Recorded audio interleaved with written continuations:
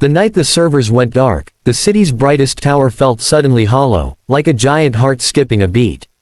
Rain lashed the glass walls, red error lights blinked across endless screens, and somewhere deep inside the building a single mother billionaire realized that everything she had built could collapse before dawn. She stood alone in a silent control room, heels discarded, hands shaking, staring at lines of code she could no longer translate, knowing that if she failed tonight, thousands of jobs, her company's future, and the fragile life she had stitched together for her child would unravel. And it was at that exact moment, when hope felt most distant, that a janitor pushing a squeaking cart down the hallway quietly changed everything. Before we go deeper, take a second right now. If you believe in kindness, second chances, and the idea that help can come from the most unexpected places, please like this video, share it with someone who needs hope, comment your thoughts, and subscribe to the channel. Your support keeps stories like this alive. Her name was Mara Ellison, a woman the business world called untouchable. Headlines painted her as a genius who rebuilt her tech empire after her husband's death, a billionaire single mother who balanced boardrooms and bedtime stories with ruthless precision. But the truth inside the tower that night was far less glamorous. Mara was exhausted beyond measure. Years earlier, when her husband died suddenly, she had buried her grief beneath spreadsheets and product launches, telling herself that success was the only way to protect her young son from a world that had already taken too much. She learned to smile for cameras and cry in empty elevators. Every floor she climbed came with a cost, and tonight the bill had finally come due. The crisis began with a breach, a malicious piece of code hidden deep within a legacy system her late husband had once designed. The engineers had tried everything, pulling all-nighters, drinking burnt coffee, throwing jargon at the screens, but nothing worked. The code was written in an old hybrid language, part logic, part intuition, a strange blend her husband had favored. When the last engineer left, shoulders slumped in defeat, Mara stayed behind.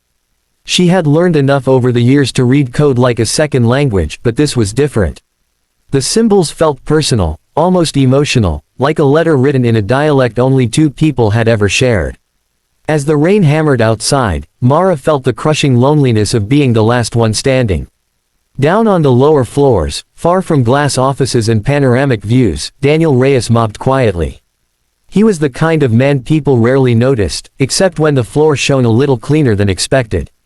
A widower himself, Daniel had taken the janitor job after life had stripped him of options. Once, long ago, he had been a software engineering student with dreams of building systems that mattered.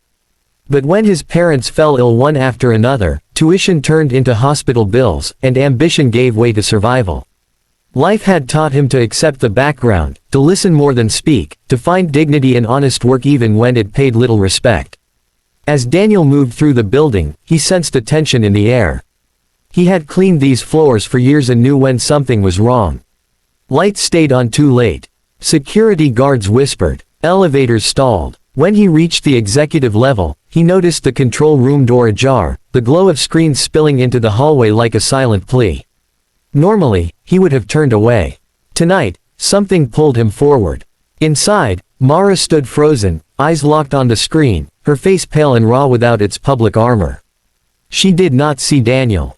At first, she was too busy fighting the rising panic, the terrifying thought of explaining failure to her son, of watching the company her husband dreamed of become a cautionary tale.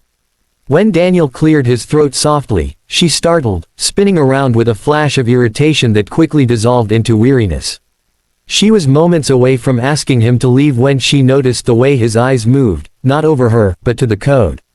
Daniel recognized the structure instantly. It was old school, elegant, layered with human logic instead of brute force automation. He had not seen something like it since his university days, when professors still taught students to think instead of copy-paste solutions. Without fully realizing what he was doing, he stepped closer, studying the lines as if greeting an old friend. Mara watched, torn between desperation and disbelief. A janitor, reading code, in the middle of a billion-dollar crisis. It felt absurd, and yet something in his calm focus steadied her racing heart. The challenge was not just technical. The code was designed to mislead attackers, looping endlessly unless approached with the right sequence, almost like a puzzle meant for someone who understood the creator's mindset. Daniel sensed that whoever wrote it expected curiosity, patience, and empathy, not aggression. He saw where the engineers had gone wrong, forcing solutions instead of listening to the logic beneath. Carefully, respectfully, he traced the flow, recognizing a hidden translation layer that converted intent into execution. To Daniel, it was less about hacking and more about translating a language that had been forgotten. Mara hovered beside him, barely breathing. She felt something stir inside her that she had not felt in years, a fragile mix of hope and humility. As Daniel worked, memories flooded back of her husband scribbling notes late at night, explaining systems like stories, always insisting that technology was only powerful when it understood people. Tears blurred her vision as she realized that this stranger understood her husband's work more deeply than anyone on her payroll. Minutes stretched into an hour. Outside, the storm began to ease. Inside, the red error lights blinked, then softened, then vanished one by one. The system stabilized, the breach sealed, the data intact. A quiet hum replaced the chaos, the sound of a company breathing again. Mara sank into a chair, overcome, while Daniel stepped back, suddenly aware of where he was and who stood beside him. He felt the familiar urge to shrink, to apologize for overstepping, to return to invisibility. But something had shifted. Mara looked at him not as a janitor, not as an employee, but as a human being who had just carried her through the darkest hour of her life. In that moment, the tower no longer felt hollow. It felt connected, threaded together by unseen acts of courage and kindness. In the days that followed, the story quietly spread within the company. Not the sensational version the media would have loved, but a softer truth. Mara requested Daniel's background, discovering the unfinished degree, the sacrifices, the years spent surviving instead of dreaming. Each detail felt like a mirror to her own journey, different paths shaped by loss. She invited him into conversations, into meetings, into spaces he had only cleaned before. For Daniel, the transition was terrifying. He doubted himself constantly, afraid that one mistake would expose him as an imposter. Yet every time he spoke, he remembered the night the code made sense, the night his knowledge mattered again. For Mara, change came more slowly but just as profoundly. She began leaving the office earlier, cooking dinner with her son instead of reviewing emails, telling him stories about his father not as a legend but as a flawed, loving man who believed in people. She started listening more, trusting her team, understanding that strength did not always mean standing alone. The tower, once a monument to pressure, began to feel like a place of shared purpose. The real transformation, however, happened quietly, away from headlines. Daniel was offered training, mentorship, a chance to finish what life had interrupted.